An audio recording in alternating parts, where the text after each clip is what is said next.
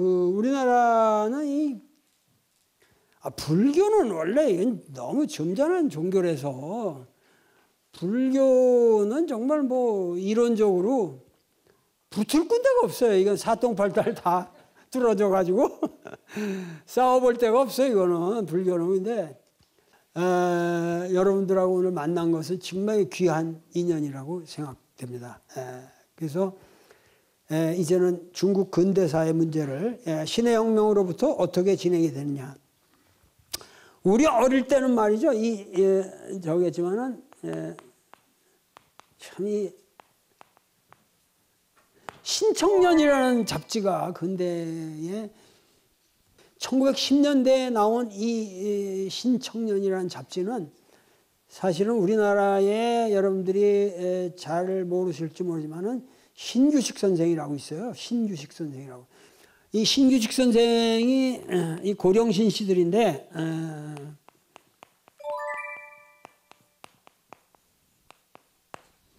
이 사람이 우리 여러분들이 좀 기억을 해야 된다. 이런 사람들은. 신규식 선생은 이 구한말에 이 군인으로 이렇게 높은 지위까지 올라갔던 사람인데 또 돈도 많이 벌었어요. 이 사람이. 은행 같은 걸 최초로 하고. 근데 우리나라에서 최초로 저기 하면 뭐냐면 전부 거길 그때 뭐냐면은 고종 황제가 이제 개화기에 저기 아주 영어 학교 이런 걸 만들었거든요. 그때 고종 시대 때 영어 학교, 그러니까 전 미국 가고 그랬죠. 그래가지고 영어 학교를 가는데 이 사람은 바로 그때 뭐냐면 한어 학교를 갔다고. 중국말을 가르치는데. 구한말에. 그래서 이 사람이 뭐냐면 중국말을 일찍 배웠어요. 그 당시만 해도 우리 조선 시대 때 그 유자들이 중국말을 하는 사람이 없었거든요.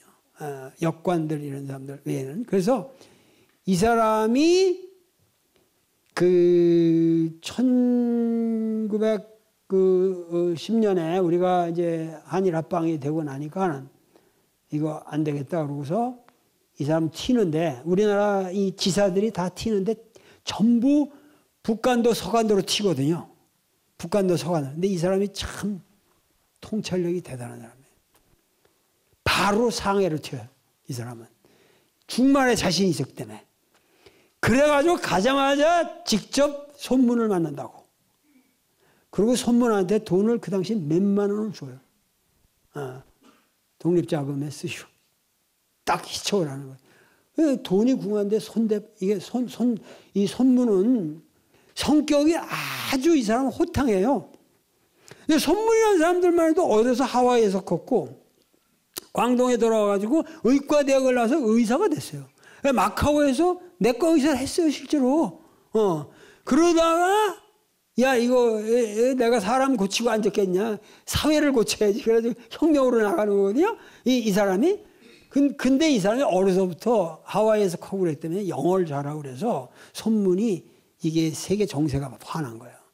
그러니까는 손문이 이 아주 정말 그 대단한 이 혁명 세력들을 이제 동경을 거점으로 해서 이렇게 하는데 돈이 궁했거든. 그때 우리나라 이 신규식이 손문하고 친하면서 손문에게 돈을 준다고. 그래가지고 이제 그 당시 그 중국의 개화파들이랑 동맹회니 뭐 이런 데 가입하고 이러면서 뭐 박달회니 이런 걸 조직해가지고 엄청난 그 기반을 만들어요. 그래가지고 한국 사람이기 때문에 불란서 조계에다가 자기 거처를 만들거든요. 그것이 나중에 상해 임시정부의 근거가 되는 겁니다. 상해 임시정부가 거저 상해로 우리가 갈 수가 있는 게 아니에요. 그러려면 조계에 다 임시정부 자리를 얻어야 되고 이런 것들이 전부 뭐냐면 이 신규식 선생이 대단한 분이에요. 그러니까 우리나라 선각자들 중에 이렇게 스케일이 큰 사람이 있었다니까? 스케일이 다르게 놓은 사람이에요. 이 신규식 선생 아주 리스펙터블한 분인데 그래가지고 그 당시 신규식의 이제 이거 신청시를 하는데 이게 진독수라고 진독수라는 사람이 있었는데 여기 신규식하고 그 상해 가보면 바로 이웃 살았어요. 같이. 그러면서 신청년이라는 잡지를 같이 내요. 근데 그 당시 신청년이 나오면은 100만 부가 팔렸어요. 그 개화기 때 엄청나. 거기에 호적이니 뭐 이런 사람들 뭐 기라성 같은 사람들이 이제 쓰고 이랬을 때에 호남의 이 촌놈 모택동이라는 놈이 늦게까지 공부 안 하고 있다가 나중에 농사 짓다가 나이 많아가지고 호남 사범학교라는 데를 들어가거든요. 거기 들어가지고 국민학교를 나오고 왜 우리 어릴 때 보면 왜 국민학교에 나이 많이 먹은 사람이 있었잖아요. 나이 많이 먹은 학생이었는데 모택동이가 그래가지고 공부를 잘해가지고 어려서부터 뭐냐면은 맨날 그 삼국지 가지고 이렇게 구라 풀면서 그 반 애들 말이야 이렇게 해가지고 삼국지 얘기해주면서 이렇게 재미나게 이러던 사람이에요. 그래서 이 모택동이는 혁명을 삼국지 가지고 한 사람이에요. 그 사람이 삼국지 가지고 혁명한 사람이에요. 근데 이 모택동이가 그 댕기던 호남 사범학교에 아주 탁월한 선생이 있었는데 버들양자 이 버들양자에다가 창성할 창자에다가 버들자 양창제라는 사람 양창지라고 하는 이 독일 유학생인데 이 윤리학 선생이었어요. 그러다가 이 양창제가 이제 그 북경대학의 윤리학 교수로 갑니다. 호남에서. 호남 사범고등학교 선생이 북경대학 교수로 하면 대단한 거죠. 그러면서 이 양창제라는 분이 모택동이한테 편지를 써서 야, 너 올라가라. 그래가지고 모택동이를 북경대학 도서관 사서로 취직을 시켜요. 북경대학 도서관에 사서로 취직을 한다고. 그렇게 해가지고 이 모택동이가 북경대학 도서관의 사서가 되면서 그때 뭐냐면 문과대학장이 진독수. 그렇고 뭐냐면은 그 당시 도서관 관장이 이대조. 이 두 사람을 우리가 중국 공산혁명의 아버지라고 그러는 거예요. 이 북경대학교 도서관 관장하고 이 진독수가 완전히 그 소위 말해서 꼬민때른의 그 어떤 정통을 받아가지고 이제 공산당을 조직하는 거죠. 그래서 그때 이 모택동이가 이 사람들한테서 공산주의를 배우고 그러면서 이제 나중에 이 사람들하고 상해에서 1921년에 상해에서 공산당을 조직하고 난 다음에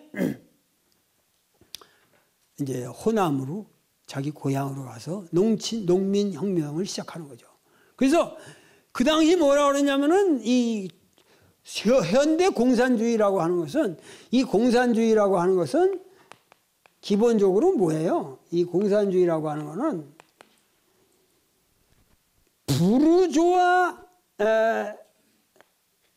소위 말해서 부르주아에 의한 산업혁명에 이걸로 형성되는 모순이 격화되는 소위 말해서 생산력과 생산관계의 모순관계가 격화되면서 부르주아 시대가 지나고 이제 프롤레타리아가 소위 말해서 이 부르주아하고 대치 세력을 맺으면서 이 프롤레타리아가 뒤엎는 거 아니에요? 이 뒤엎는. 그러니까 이거는 뭐냐면 역사의 필연이라는 거지. 예, 이렇게 지금 가지 않을 수 없다고 그 당시에는.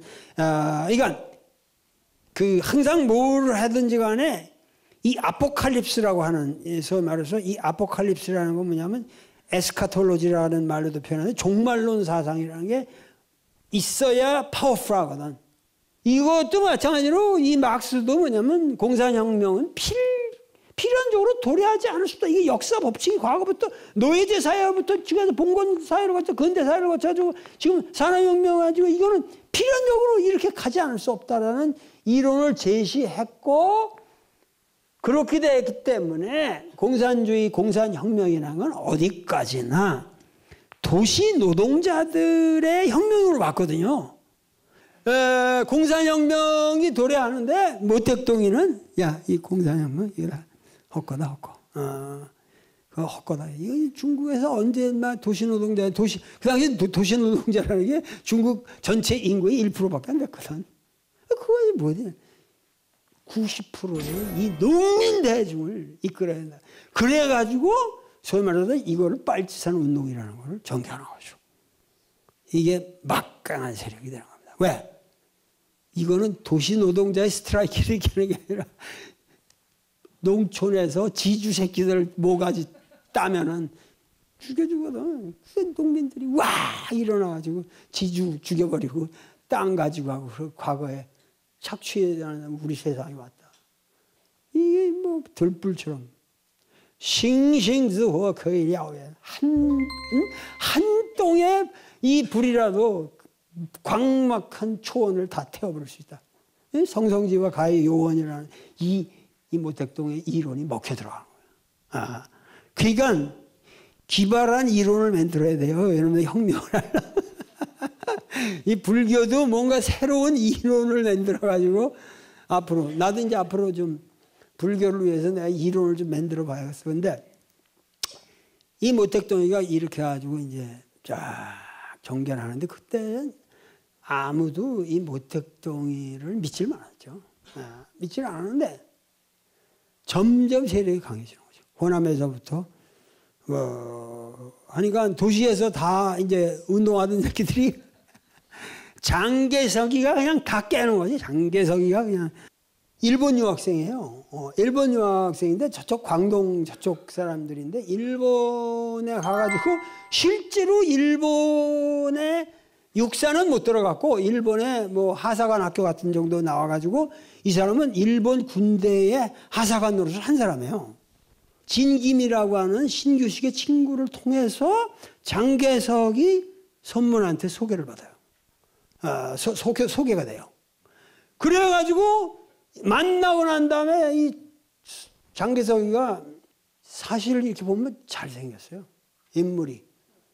이렇게 젊은 날 사진 보면 모택동이는 이 잘생긴 놈이 아니거든. 근데 이 사람은 잘생겼어. 그리고 이제 그 굉장히 아부형이고, 그리고 굉장히 충직한 느낌을 주고, 그러니까 손문한테 딱 붙어버린 거라.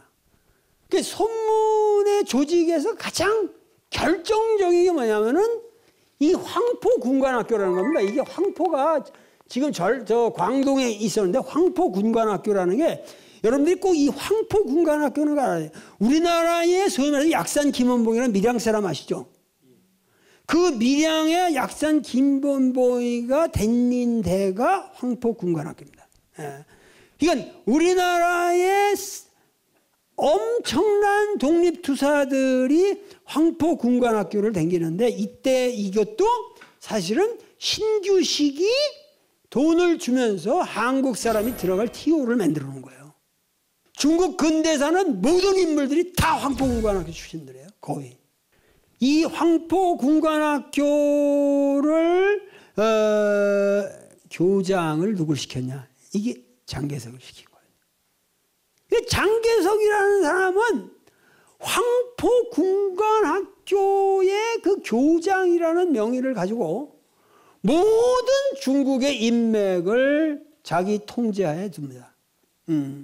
그러면서 근세에 이제 모든 매뉴버링은 거기서, 그러니까 황포군관학교를 나온 사람들이 우선 군권을 잡으니까. 왜냐면 이들이 뭐냐면 군권을 잡아야 북벌이라는가, 소위 말해서 군벌을 갖다, 그 당시에 이제 민국 초기는 전부 군벌 시대거든요. 군벌들이 싸울 때거든요. 그때 전부 하는데 그 훌륭한 인재들이 전부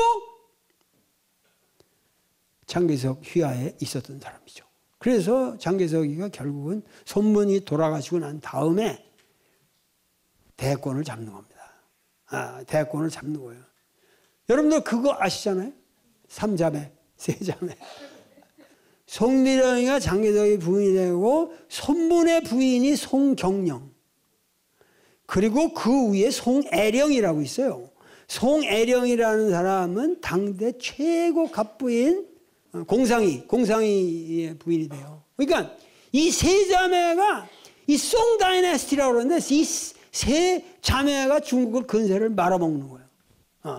그리고 그뿐만이 아니에요. 그 아들이 뭐냐면은 송자문이라고 송쯔원 중국의 모든 이 금권을 다 장악하는 거죠. 그러니까 이 송씨 왕조라고 그러거든요. 송씨 왕조라고 하는 이 송 패밀리 하나가 이렇게 됐는데 이 송씨 아버지의 이거는 뭐예요? 원래 찰리 송이라는 선교사예요. 근데 이 사람은 어떻게 하면 광동 사람인데 이게 어떻게 되냐면은 여러분들 객가라는 말 들어봤어요? 객가. 에? 중국에 가면 여러분들 이걸 알아야 돼. 객가, 커자는 객가라는 게 이게 이렇게 둥그런 이런 왜 아파트 같은 거 집 이렇게 이상한데 저기 있잖아요. 그 저 복권부터 쫙 있는데 이 객가인이라는 게 이게 무서운 거다. 중국에. 소위 말해서 태평천국을 만들었던 홍수전이가 객가인이에요. 등소평이가 객가인이에요. 지금 예를 들면 이 대만의 이등휘 객가인, 주덕이라든가 중국 공산혁명의 주체자들 다 객가 사람들이에요. 객가가 중국인 속에서 유대인 같은 거예요. 머리 좋고 단결하고 특이해요. 중국 사람들 중에서 아주 특이한 족속인데 원래 선진시대 때부터 좌우에서부터 북방에서 내려와서 남방에서 살게 됐다는데 이 객가인들이 이게 만만치 않습니다. 이게. 그 객가인 중에 하나인 찰리 송이라는 사람이 그러니까 송민영도 사실 다 객가인이죠. 이 송 패밀리들이. 그래가지고 뭐냐면 보스턴 지역으로 갔다가 거기서 일찍이 학교를 당기고 그래가지고 결국은 목사가 돼가지고 돌아오는 거예요. 그래가지고 선교사로 왔다가 이 미국 놈들 선교사 이 나쁜 놈들이다 그러고 자기가 독립을 해가지고 거기서 사업을 해요. 그러니까 영어가 좋죠. 뭐 그러니까 이 찰리 송이라는 사람이 돈을 엄청 벌어요. 근데 이 돈을 어떻게 다 썼냐? 전부 손문 혁명 자금을 댄 거예요. 찰리 송이. 그렇게 해서 그 찰리 송의 세 딸이 다 장개석이 조직으로 다 들어가게 되는 거죠. 그렇게 된 거예요, 스토리가. 그러니까 중국 근대사에서 이런 그 패밀리들의 역사가 굉장히 중요한데 결국은 이 장개석이와 이제 모택동의 이제 그 싸움이 근세 중국의 싸움인데 뭐 복잡한 거 얘기할 거 없고 이 송씨 왕조의 이 타락상에 장개석이 멸망하는 거예요. 결국은 이 패밀리들의 농간에. 왜냐하면은 뭐 도저히 이거는 이 송 패밀리들이 미국에서 그 당시 원조를 하면은 그 다음 날에는 시티뱅크에 돈이 날라가 들어오는 거예요. 그 되겠어요? 미국에서도 더 이상 장개석이 우리 지원 못하겠다. 그러니까 생각해 보세요. 이 장개석이와 송씨 패밀리들이 연합된 이 막강한 황포군관학교의 조직이랑 이 엄청난 근세에 있어 최강의 이 국민혁명군이라고 하는 국민당 군대가 어떻게 해서 호남 촌놈의 농민혁명에서 깨질 걸 누가 알았냐고. 누가 이거 상상이나 했겠어요. 자, 여기서 하나 출발점.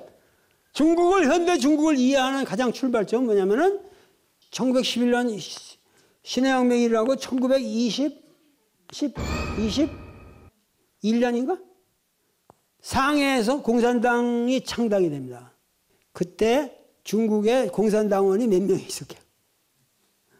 한 60명 정도밖에 없었어요. 60명. 상해에서 와서 그때 이제 모택동에서 호남 대표로 오고 또 왔는데 우리나라는 말이에요. 우리나라는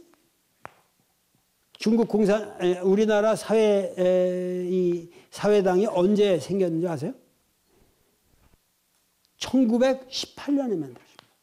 우리가 공산당 역사가 중국보다 빠릅니다. 우리나라가 보통 나라가 아니에요, 이게. 뭐든지 세계의 조류는 먼저 받아들여요. 그러니까는 한국 사람들이 부지런하다, 이거.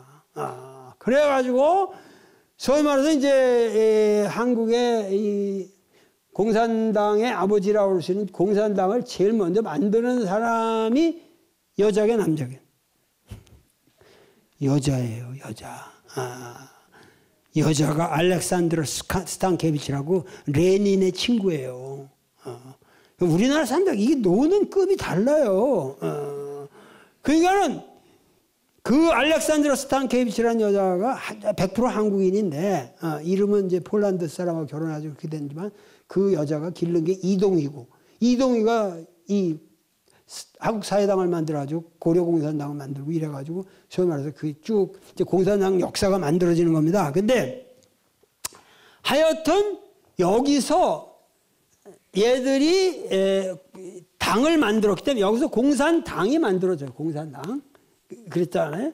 그 다음에 공산당이 만들어진 다음에 이 1927년에 워낙 그 장개석이의 군대가 조조되니까 이거 우리가 이렇게 댕기다가는 안 되겠다. 그래가지고 뭐냐면은 공산당이 만들어지고 그러고 나서 1927년에 홍군이라는 게 만들어진다고. 군대 조직이. 빨치산 도시 쪽에서 홍군이 만들어지는 거예요. 그러면 이 1927년부터 이 홍군이 활약해 나가면서 엄청난 농민혁명을 주도해 가면서 1949년에 어떻게 되죠? 완벽한 승리를 거두잖아요.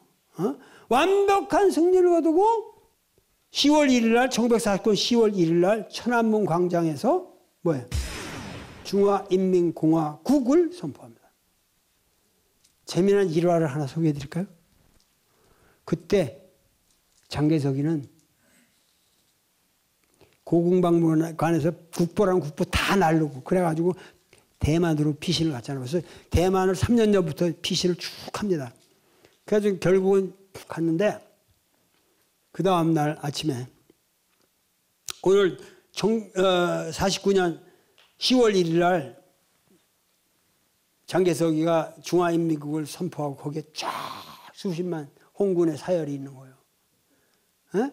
그때 대만에서 말이에요. 공군이라는 게 막강했거든. 그렇죠. 국민당 그러니까 참모총장이 아침부터 전화를 하는 거예요. 오늘 몇 시 중화인민국 선포하는데 거기서 폭격합시다. 충분히 가능해요. 하루 거리거든요. 대북에서 뜨면은 속수무책이에요. 계속 몇 번 전화가 왔죠. 생각해보자. 그러다가 마지막에 장개석이가 쏴나 치워버리는. 이런 게 멋이라니까.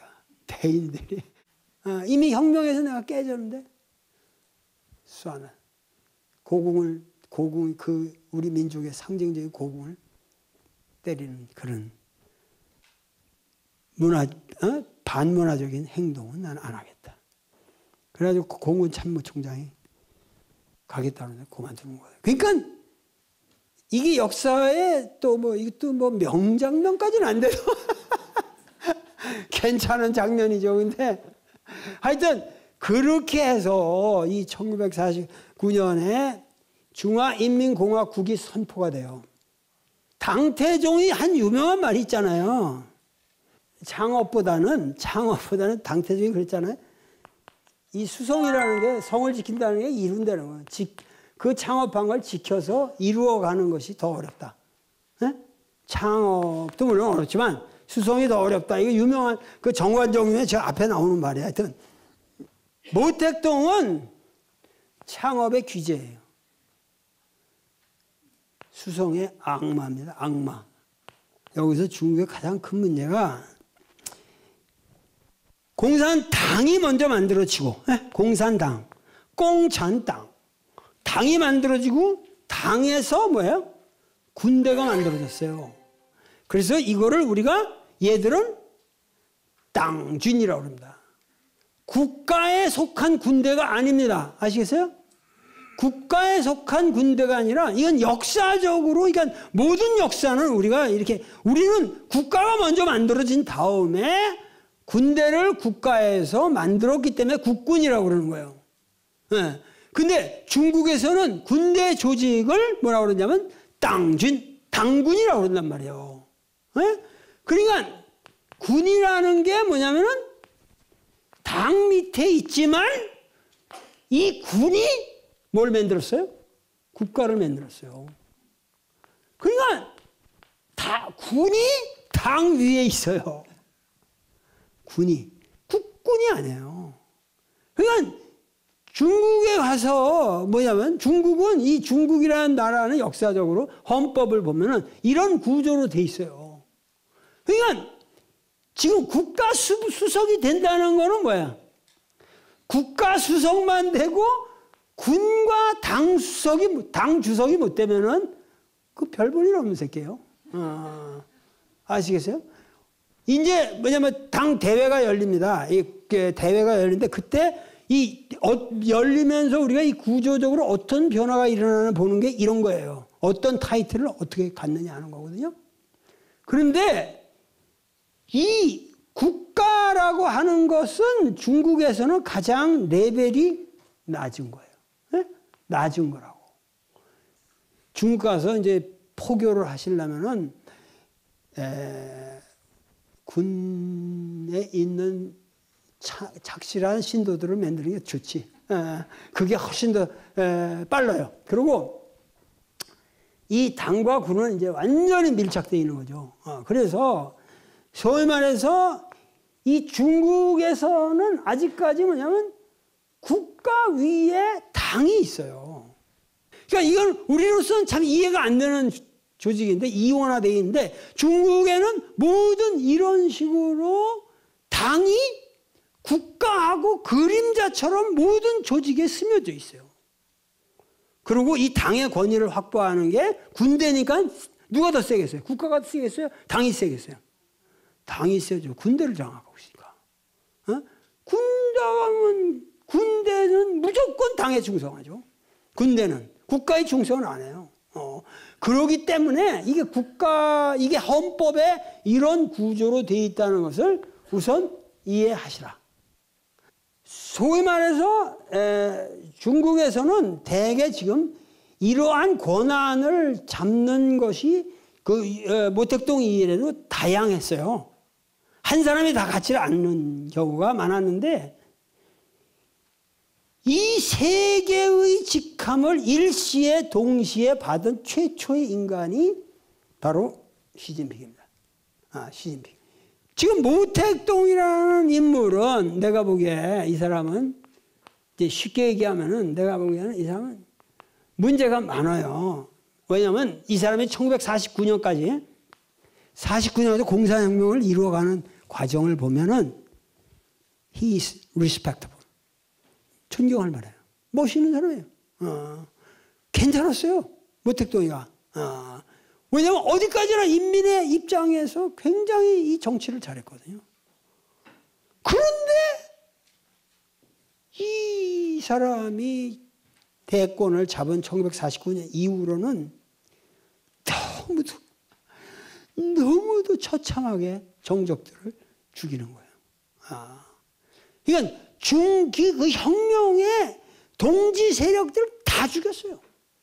문화혁명을 통해서 예를 들면 여러분들 내가 강의도 했지만은 백화노방이라는 쌍백인가?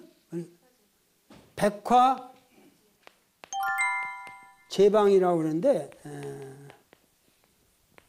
백가쟁명, 백화 뭐 제방 이게 중국의 공산주의를 말하는 거잖아요. 근데 생각해 보세요. 자기 그 공산당 이외의 당파가 있었거든요. 처음에 국가를 만들 1949년 10월 1일 날 중국 이 국가 중화인민공화국을 선포할 때 여러 당파들을 같이 이렇게 했단 말이에요. 그 전에는 공산당 말고 딴 조직들이 많았으니까. 그런데 야, 왜 이렇게 동지들 말이야? 동지들 요새 왜 이렇게들 소식이 없어? 나한테 좀 비판 좀 하라. 우리가 원래 백화제방 춘추 전국 시대에 이 발랄한 모든 백가쟁명하던 시대가 있지 않았냐. 그러니까 너희들 나에 대해서 건강한 좀 비판을 해달라. 처음에는 좀 이상하다. 사람들이 서렸지. 그런데 계속 하라고 독려를 하고 막 하니까 한 사람이 또 용감하게 일어나서 했단 말이야. 대학진인가?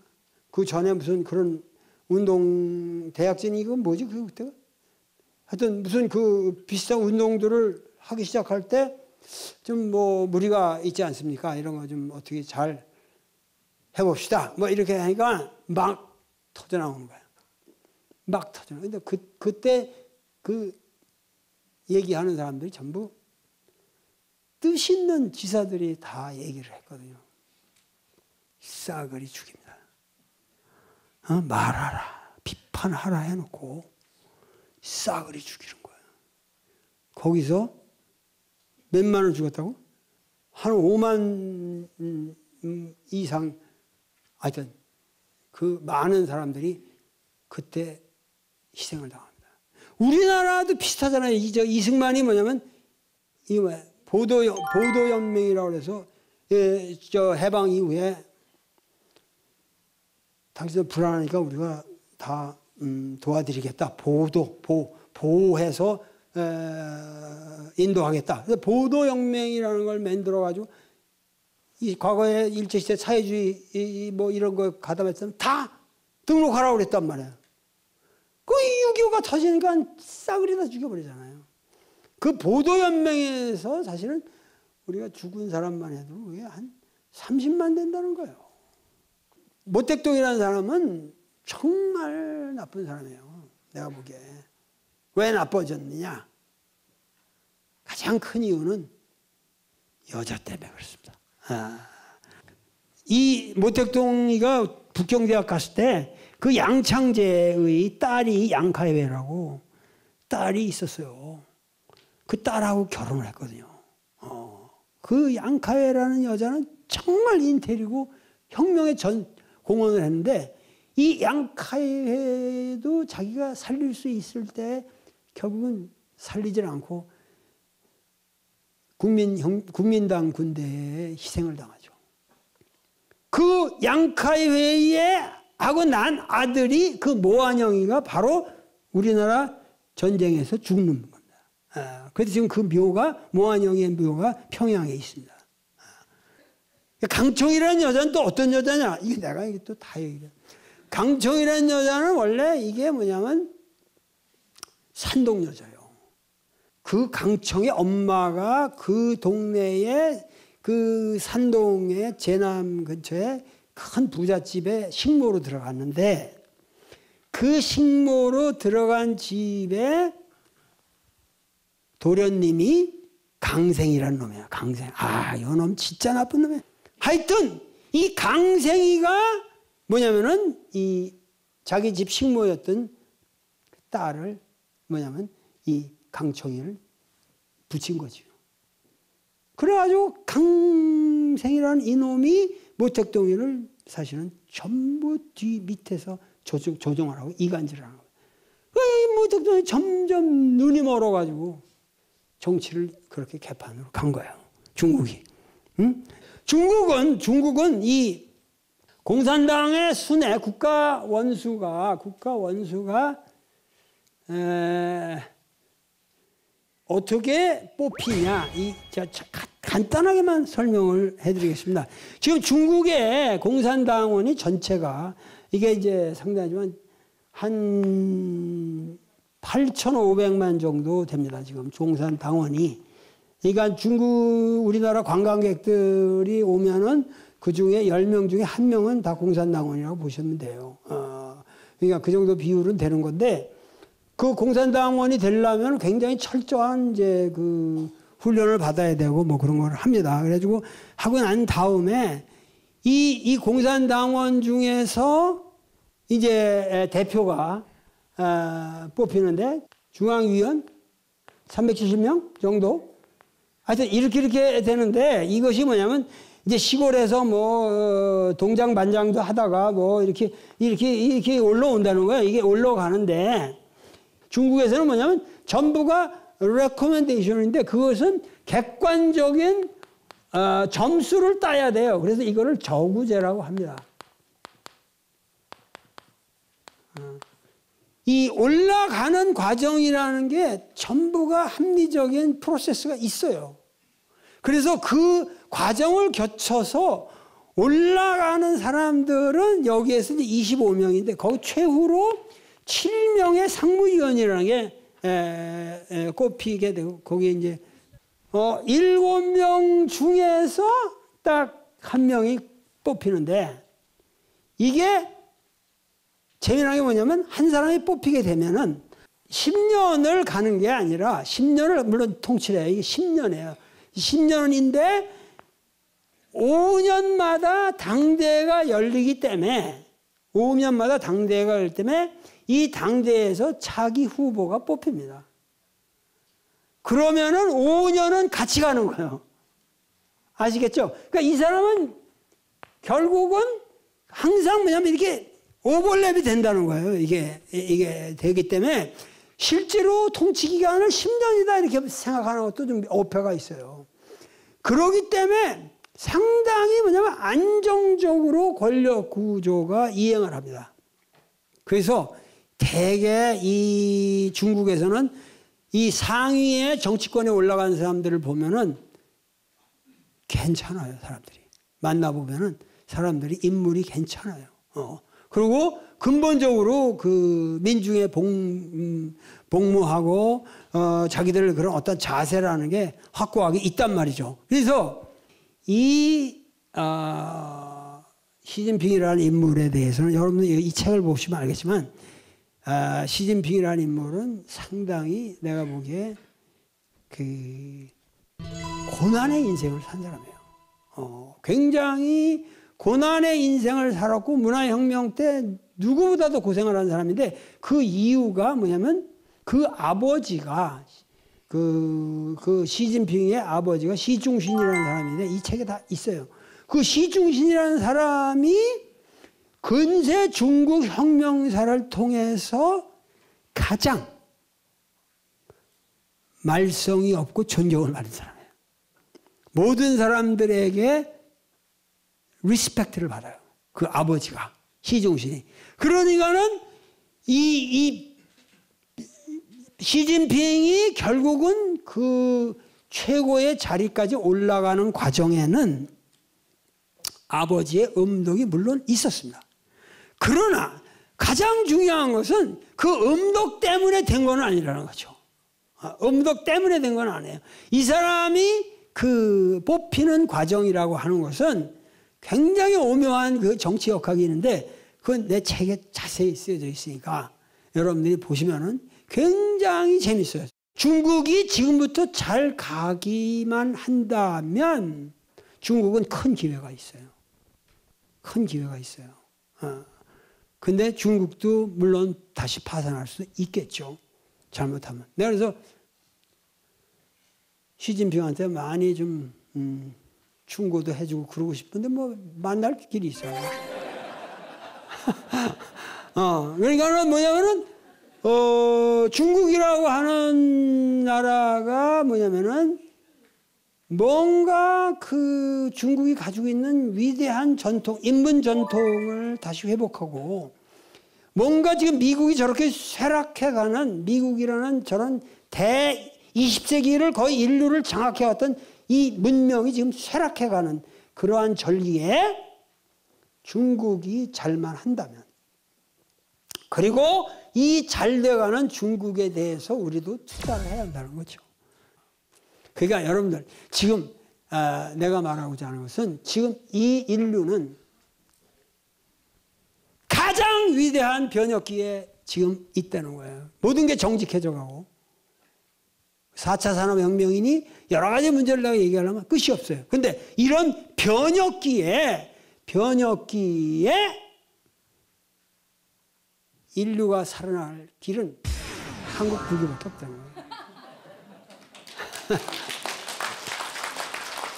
이게 무슨 얘기냐면은, 우리나라 한국 불교처럼 순수한 이 선불교의 전통을 지키고 있는 이 위대한 문화가 없어요. 그야말로 그 무소유와 그 모든 이 정말 이 멸집, 이 그야말로 우리 이 대각의 이러한 정신이라는 게 중국에 다시 도입돼야 된다고 생각을 하고, 하여튼 이 불교의 새로운 한류가 일어나야 될 것이라고 나는 봅니다. 그러면 하여튼 우리는 어떤 희망이 있다, 이 역사는. 지금 희망이 있는 방향으로 나가요. 지금 여러분 보면서 여러 불만스러운 것도 있겠지만, 정의롭지 못한 것을 걷어내고 정의로운 방향으로 우리가 나가고 있다. 한국 역사는 이성이 살아있다. 그리고 그러한 이성적인 한국의 역사의 흐름을 그야말로 잘 선도할 수 있는 종교라고 하는 것은 내가 보기엔 한국 선불교밖에 없습니다. 한국 선불교 같이 이렇게 위대한 전통은 없습니다. 하여튼 우리는 이 불교 문화를 지키자. 네, 감사합니다. 오늘 강의는 이걸로 끝내겠습니다. 네.